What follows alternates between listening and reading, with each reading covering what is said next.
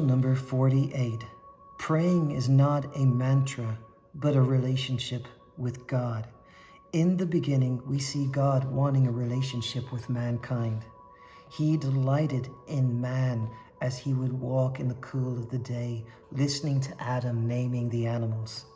Even though the relationship with man was broken in Eden because of man's sin, God still wanted us to know him.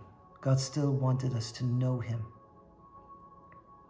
He did not abandon us. No, not even once. We forsook him all the way through history, rejecting his grace and mercy. Yet he has never given up on us. In our generation, he has a remnant, those that want to press past religion, mantras, robotics, organization, and want to know God relationally. Very few believers ever decide to go deeper in prayer. We get busy studying, evangelizing, preaching, and doing awesome work for God. But if we miss knowing Jesus relationally, we will be void of life. God is interested in our lives and our purpose.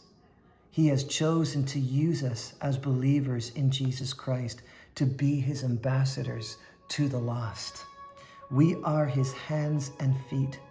God rarely bypasses the church to win the lost to Christ. The church, which is more than a structure, is what God has chosen to be his expression on the earth. Every believer makes up the church of Jesus Christ. God has no favorites. We can know God no matter who we may be. The least in our sight are the ones closest in his sight. Those we would overlook are the ones who God anoints. We have elevated charisma over character, emotionalism over doctrine, and busyness over prayer.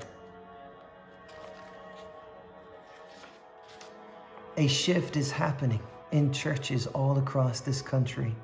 One of the greatest awakenings is right before us.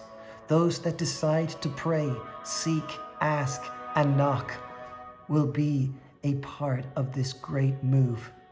We are not called to go through the motions, waiting for the return of Christ. Every enemy enjoys watching their opposers shrink back behind the walls. Evangelistic ministries are what will take believers all across this country out from behind the walls to take back what the enemy has stolen from our Christ. The gates of hell will not prevail a church that goes out from behind their own gates.